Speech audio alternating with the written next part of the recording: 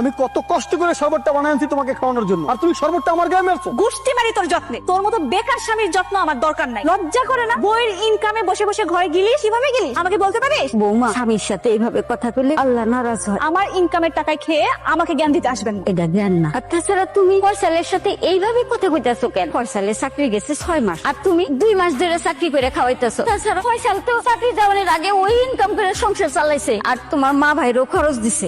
কি আমার মা ভাইকে নুন পানি খাওয়ানোর খোটাও দিচ্ছে? আমি যে এই 2 মাসে তার থেকে বেশি কিছু করছি আপনাদের জন্য। ভাবি, তুমি কিন্তু আমার মার মুখে মুখে তর্ক করতেছো। তুমি কিন্তু বেয়াদবি করতেছো রীতিমতো। তোমার বাপের বাড়ি থেকে তোমার শিখাই দেয় না শ্বশুর শাশুড়ির সাথে কিভাবে ব্যবহার করতে হয়? তাছাড়া আমার মা ভুল কি বলছে? আমার তো উচিত কথাই বলছে। তুমি বাড়াবাড়ি বেশি করতেছো। আমি বারবার বেশি করতেছি না? ভাবি, তুমি আমার থাপ্পড় মারলা। আমি খারাপ কি বলছি তোমারে? এত পাতলা পাতলা কথা বলতেছিস কেন? এক গালে মারছি না, আর একটা কথা বলে আরেক গালে খাবি। তুমি কিন্তু অতিরিক্ত করছো, এগুলো সহ্য করা সম্ভব না। তোমার মতো বেকার কেউ আমার পক্ষে সহ্য করা সম্ভব না। মানে কি? মানে 24 ঘন্টার মধ্যে যদি তুমি চাকরি জোগাড় না করতে পারো, তোমার মতো বেকারের সংসার আমি করবো না। আমি তোমাকে ডিভোর্স দিব, আর আমার ইনকামের টাকা দিয়ে তোমার মা বোন সবাইকে আমি খাওয়াইতে পারবো না। এটা আমার সাফ কথা। বউ, তুমি এটা কি বললা? আমাকে ডিভোর্স দিবা? যা শুনছো ঠিকই শুনছো। তোমার মতো স্বামী রেখে যদি আমার ইনকাম করে খেতে হয়, তাহলে তোমার মতো স্বামী আমার দরকার না। আর তোমাকে যদি আমি ডিভোর্স দিই, অ্যাটলিস্ট আমাকে না খেয়ে থাকতে হবে না। না খেয়ে থাকলে তুমি থাকবা, তোমার মা বোন সবাই থাকবে। বৌমা, এইসব তুমি কি কইতাছো? ঠিকই বলছি। 24 ঘন্টা সময় দিয়েছি আমি আপনার ছেলেকে। এই 24 ঘন্টার মধ্যে যদি 1 মিনিটের দিক সেদিক হয় না, আমি ওকে ডিভোর্স দিব। ডিভোর্স দিয়ে আমি এই বাড়ি থেকে চলে যাবো।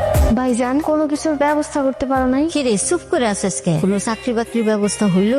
জুমা, তুমি লাকিজ নিয়ে যাচ্ছ কোথায়? আমি আমার বাবার বাড়ি চলে যাচ্ছি। তোমার সাথে আর সংসার করবো না, আর এই বাড়িতে আমি থাকবো না। আর আমার ইনকামের টাকা দিয়ে তোমার মা বোন বা তোমাকে গিলানো সম্ভব না। জুমা, আমাকে আমার মা বোনকে তোমার ইনকামের টাকায় খাওয়ানোর দরকার নাই। দরকার হলে আমি দিনমজুরের কাজ করব, কুলিগিরি করব, তাও তুমি আমার এই সংসারটা ছেড়ে যাও না। আমার জবের না একটা স্ট্যাটাস আছে, আর এই স্ট্যাটাসের সাথে কোনো দিনমজুর বা রিক্সাওয়ালা যায় না। বৌমা, তোমার আল্লাহর দোহাই লাগে, তুমি এই সংসারটা নষ্ট করো না বৌমা। আমি তোমার কাছে হাত জোর করে কইতেছি, আমি তোমার মায়ের মতো, তুমি আমার কথাটা রাখো বৌমা। ভাবি, তুমি আমাকে উপরে রাগ করে থাকো না। আমাদের সবাই ছেড়ে তুমি চলে যাও না। কোথায় যাও? প্লিজ, আমার এই সংসার ছেড়ে তুমি যাও না। তুমি তো জানো আমি তোমাকে কত ভালোবাসি। আমার যখন চাকরি ছিল তখন তোমাকে আমি মাথায় করে রাখছি আমার আবার চাকরি হবে। আমি তোমার সকল আশা স্বপ্ন পূরণ করবো, তবু তুমি আমার এই সংসারটা ছেড়ে যেও না। আম্মা, আম্মা, তামিম। আরে ও মা, তোরা কতদিন পরে দেখছি। আমি ওই জায়গায় তোমার জন্য 2টা পাঞ্জাবি আর কিছু টি শার্ট আর প্যান্ট নিয়ে আসছি। তুমি তো চাকরির জন্য ট্রাই করতেছো, তাই অফিসে যখন ইন্টারভিউর জন্য যাবি তখন এগুলো পরে যাবি। আর মা, তোমার জন্য আমি কি কি নিয়ে আসছি? 3টা শাড়ি আনছি, তার সাথে ম্যাচিং করে ব্লাউজ পিসও আনছি। আর তোমার যা যা লাগে আমি সবকিছু টুকিটাকি নিয়ে আসছি। দুলা ভাই, আপনি আমাদের পরিবারের যে খেয়াল রাখেন, মনে হয় আমাদের বড় ভাই থাকলেও এরকম রাখতো না। হ বাজান, তুমি যদি 20,000 টাকা না দিতে বাজান, আমরা যে কি খাইতাম আল্লাহ ছাড়া কেউ জানে না।